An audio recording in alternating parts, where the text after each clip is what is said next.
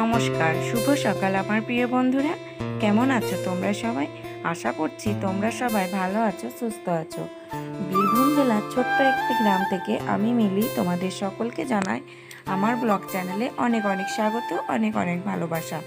এখন ঘড়িতে বাজে সকাল 5:30। তো ঘুম থেকে উঠে একটু জল খেতে গিয়ে দেখি বোতলগুলোতে একটুও জল নেই, তাই ফিল্টার থেকে জলটাকে বার করে নিচ্ছি, কারণ মাদের জল ফিল্টার না করে খাওয়াই হয় না।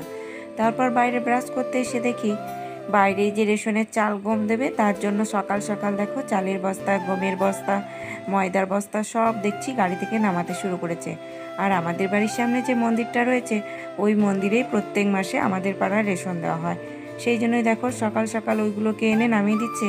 আর অর্ক দেখো এখানে দেখতে যাচ্ছে যে কি নামাচ্ছে ওগুলো। তো অর্ককে বলছি, অর্ক বুঝতে পারছে না, কারণ ও বাড়িতে তেমন তো যায় না। ও ভাবছে এত চাল নামাচ্ছে কি হবে, তো তার জন্য বারবার দেখতে যাচ্ছে।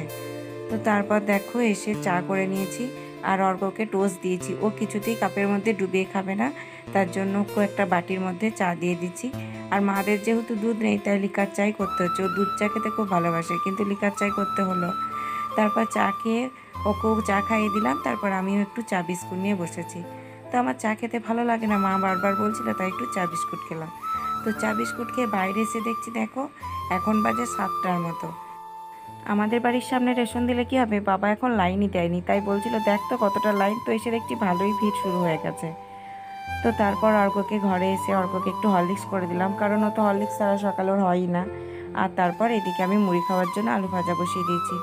তো অর্ক তো আলু ভাজা ছাড়া কিছুই খেতে চাইছে না, তার জন্য মা বললো আলু ভাজাটাই কর। তারপর ঘর বারান্দাটা মুছে স্নান করে চলে এসেছি। আর স্নান করার পর চুলটা না আঁচড়ালে না আমার কেমন লাগে, তার জন্য চুলটাকে আঁচড়ে নিচ্ছি। মাদের যেহেতু শোকেস নেই তাই একটা ছোট্ট আয়না রয়েছে, ওই আয়নার সামনেই দাঁড়িয়ে দাঁড়িয়ে এখন আমি চুলটাকে আঁচড়ে নিচ্ছি। চুলটাকে আঁচড়ে নিয়ে এখন আমি সিঁদুরটাকে পরে নিলাম। আর এখন দেখো সিঁদুরটা পরে নিলে মুখটা কত সুন্দর লাগছে। তো তারপর দেখো ঠাকুরের পুজো দেবো, তার জন্য ফুল তুলে নিচ্ছি। মাদের এই তুলসী মন্দিরের কাছে একটা ফুল গাছ রয়েছে। তো এই ফুল গাছটাতে না প্রচুর ফুল ফোটে। ছোট্ট পাড়া গাছ দেখলে কী হবে, ছোট্ট ছোট্ট প্রচুর সাদা ফুল ফোটে। তো সেই ফুলগুলোকেই এখন আমি তুলে নিচ্ছি। তো এই গাছটা কিছুদিন আগে কত ছোট ছিল, কিন্তু এখন দেখো বেশ অনেকটা বড় হয়ে গেছে আর ঝাঁকুমুকু হয়েছে। তুলসী গাছের পাশে এই গাছটাকে দেখতেও খুব সুন্দর লাগছে। আর এই দেখো পান্নার মধ্যে কালকে প্রচুর জল হয়েছিল, জলগুলো তো ফেলে দিয়েছি, এখন ফাঁকা হয়ে গেছে। তারপর ঠাকুরকে পুজো দিয়ে নিয়ে মুড়ি খেয়ে নিয়েছি, এখন রান্না বসাবো। তো ওইদিকে জলটা গরম হতে দিয়েছি। আর মাদের তো যেহেতু ঘরের চাল, তো চালটাকে বারবার ধুয়ে নিচ্ছি। আর মাদের চালটা না খুব আঠা আঠা ভাব, তো ভিজালে আঠা আঠা ভাব চলে আসে, তার জন্য ভাতটাও খুব আঠা আঠা হয়। তার জন্য মা বললো চালটাকে বারবার ধুয়ে নিতে, ওই জন্য চালটাকে বারবার ধুয়ে নিচ্ছি। আর চালটা বারবার ধুয়ে নিলে আঠা আঠা ভাবটা চলে গেলে ভাতটাও গলগলা হবে না, তার জন্য চালটাকে বারবার ধুয়ে নিলাম। আর এদিকে আমার জল ফুটতে শুরু করেছে, ভাতের মধ্যে একটা আলু দিয়েছিলাম, এখন আমি চালটাকে ওর মধ্যে ঢেলে দিলাম। যেহেতু সোমবার তার জন্য নিরামিষ খাবো, তার জন্য নিরামিষ সবজি কেটে নিয়েছি, এখানে পটল ভাজা করব। তো তারপর দেখো বন্ধুরা সবজিটা করে নিয়েছি। আর আমাদের পুকুরে মাছ ধরেছিল, আজকে এই 2 পিসই মাছ পেয়েছিলাম, তো কালকের জন্য ভেজে রেখে দিচ্ছি, আজকে তো খাবো না। আর দেখো নিরামিষ কী কী রান্না করেছি, এখানে আলু সিদ্ধ, পটল ভাজা, বড়ি, কাঁচা কলা, পেঁপে, আলু দিয়ে একটা নিরামিষ তরকারি করেছি। তো সেটাই নিয়ে নিয়েছি। তো মারা খেয়ে দিয়ে ডাক্তার দেখাতে যাবে, তার জন্য মাকে একটু রান্না করে দিলাম।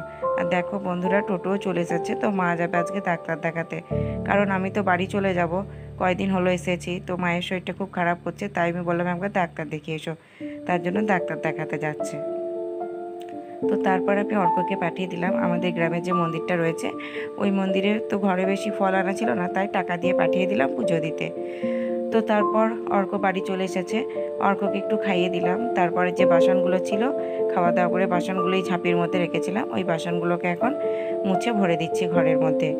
আর মাকে এই মশলাগুলো রোদে দিতে বলেছিলাম, তো মা মশলাগুলো রোদে দিয়েছিল, আমি মিক্সিতে পিষে দেবো, কারণ কোনো দিন পারলো না পারলো বাবাই আর কি এই মশলাগুলো থাকলে গুঁড়ো মশলা দিয়ে রান্নাটা করে নিতে পারবে, তাই এখন মশলাগুলোকে আমি পিষিয়ে দিচ্ছি। তো তারপর আলুগুলোকে কেটে নেবো, বিকেলে একটু আলু ভাজা করবো মুড়ি খাওয়ার জন্য।